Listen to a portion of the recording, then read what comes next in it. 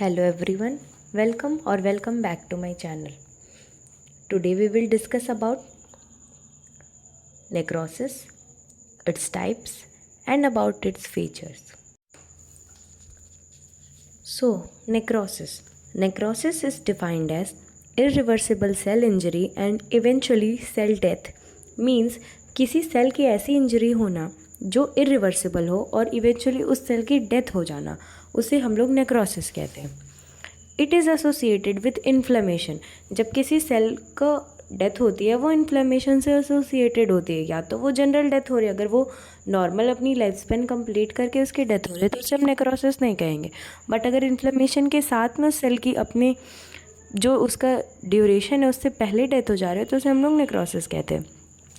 Cell death results in swelling of organelles, loss of cell membrane integrity, nuclear dissolution, extracellular compartment move inside the cell. Means cell की जब death होती है तो वो उससे क्या होता है, स्वेलिंग, जो भी ऑर्गेनेल्स होते हैं वो स्वेल हो जाते हैं, सेल मेम्ब्रेन की जो इंटीग्रिटी होती है वो लॉस हो जाती है, न्यूक्लियर जो मेम्ब्रेन होती है उसका डिसोल्यूशन हो जाता है, और जो भी एक्स्ट्रा सेलुलर कंपार्टमेंट होते हैं वो सारे सेल के अंदर मूव कर जाते हैं.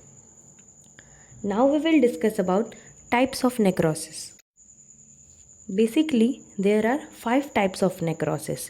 First is coagulative necrosis, second is liquefactive necrosis, third is caseous necrosis, fourth is fat necrosis, and fifth is fibrinoid necrosis. Now we will study about coagulative necrosis. Coagulative necrosis is the most common type of necrosis. Means ये जो type of necrosis है ये सबसे ज़्यादा common होता है. अब इसका कॉज क्या होगा, ये मेनली इस्कीमिया और हाइपोक्सिया से कॉज होता है. Now what is ischemia and what is hypoxia. So ischemia is reduced blood flow. Means किसी भी ऑर्गन में अगर हमारे पास रिड्यूस्ड ब्लड फ्लो हो रहा है, मतलब जितनी सप्लाई उसे उस ब्लड को चाहिए वहाँ नहीं मिल रही है, तो वो इस्कीमिया कॉज करती है. हाइपोक्सिया क्या होता है, अगर उसी ऑर्गन को इनफ ऑक्सीजन नहीं मिल रहा है, ऑक्सीजन सप्लाई नहीं मिल रही है, तो उसको हम लोग हाइपोक्सिया कहेंगे. अब ऑर्गन्स इन्वॉल्व कौन कौन से इसमें होते हैं, heart, kidney, spleen. Means heart होगा, किडनी होगी और स्प्लीन होगी, ये सारे ऑर्गन्स कोगुलेटिव नेक्रोसिस कॉज करते हैं, एक्सक्लूडिंग ब्रेन. अब इसमें कभी भी अब जब आप पैथोलॉजी में आंसर लिखते हो तो सबसे इम्पॉर्टेंट होता है आपको पैथोलॉजिकल चेंजेस लिखना, जिसमें आपके ग्रॉस और माइक्रोस्कोपिक चेंजेस आते हैं. अब हम लोग ये जो फिगर है इसमें दिया हुआ है, ये स्प्लीन का स्ट्रक्चर है, जिसमें हम क्या चेंजेस देखने को हमें आउटर सरफेस पे या ग्रॉस चेंजेस क्या देखने को मिल रहे हैं. तो first one is firm and pale. Means ये जो ऑर्गन है ये फर्म मीन्स क्या है, स्ट्रॉन्ग और सॉलिड दिख रहा है हमें, और पेल मीन्स स्लाइटली जो ये स्प्लीन होती है वो रेड कलर की होती है, बट ये पेल दिख रही है हमें. क्यों? क्योंकि उसमें इनफ जो भी इस्कीमिया और हाइपोक्सिया, ना ऑक्सीजन सप्लाई मिल रही है ना ब्लड सप्लाई मिल रही है, इसलिए फर्म और पेल दिख रही है और स्लाइटली ये स्वेलन दिख रही है अपने स्ट्रक्चर से. नेक्स्ट हम बात करेंगे इसके माइक्रोस्कोपिक चेंजेस की. जब हम इस मेन ऑर्गन को हम लोग माइक्रोस्कोप से देखेंगे तो हम देखेंगे कि जो भी इसके सेल आउटलाइंस होते हैं वो सारे प्रिजर्व होके रहते हैं, और जो भी साइटोप्लाज्मिक और इसके न्यूक्लियर डिटेल्स हैं वो कहीं पे भी लॉस्ट नहीं हुए हैं. मीन्स वो सारे प्रिजर्व्ड हैं. तो ये इसका कोगुलेटिव नेक्रोसिस का कैरेक्टरिस्टिक होता है. नेक्स्ट अब हम बात करेंगे लिक्विफैक्टिव नेक्रोसिस.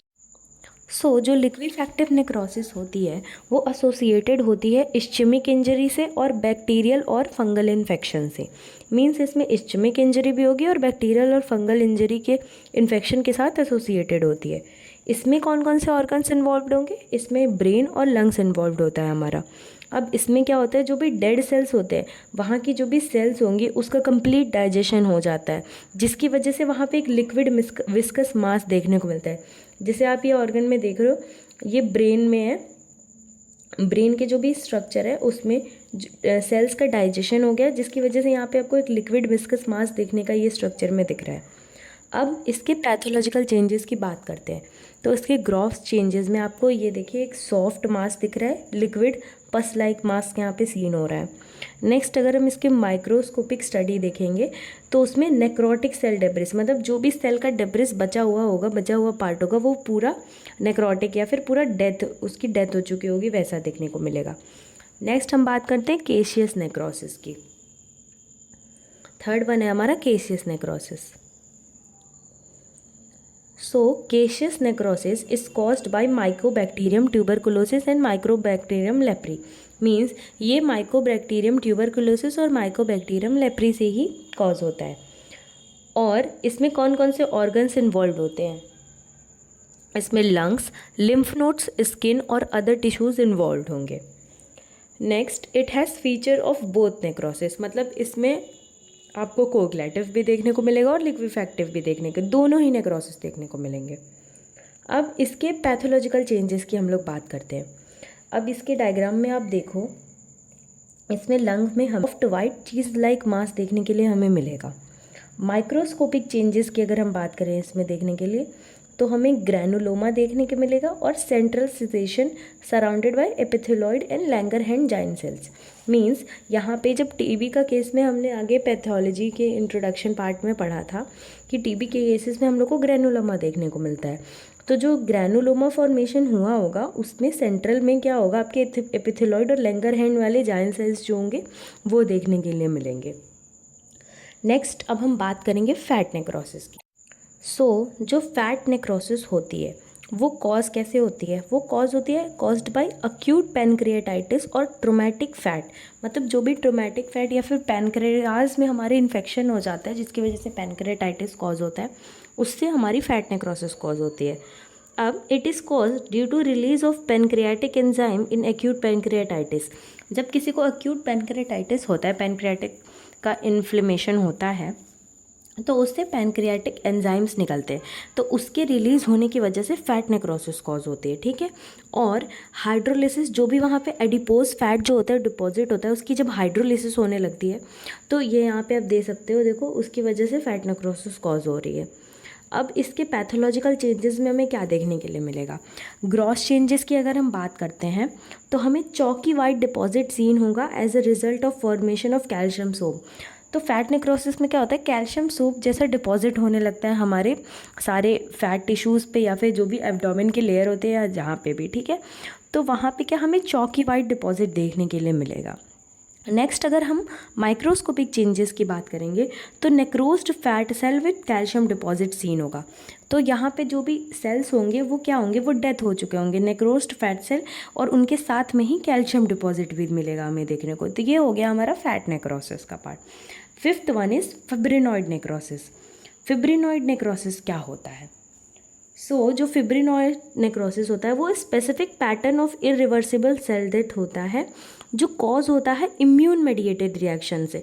जैसे हमारी बॉडी में अगर इम्यून मेडिएटेड रिएक्शन कोई भी हो रहा है तो उसकी वजह से जो सेल डेथ हो रही है उसको हम लोग फिब्रिनॉइड नेक्रोसिस में कंसिडर करते हैं। ठीक है। फिब्रिनॉइड वर्ड ही आया है फिब्रिन से, जो फाइब्रस प्रोटीन होता है जो क्लॉटिंग के लिए या फिर उसके लिए मदद करता है। नेक्स्ट, जो एंटीजन एंटीबॉडी कॉम्प्लेक्सेस होते हैं वो क्या होते हैं, वो डिपॉजिट होने लगते हैं हमारे ब्लड कैपिलरी और ग्लोमेरुलाई में, तो उसकी वजह से फिब्रिनॉइड नेक्रोसिस होने को मिलता है।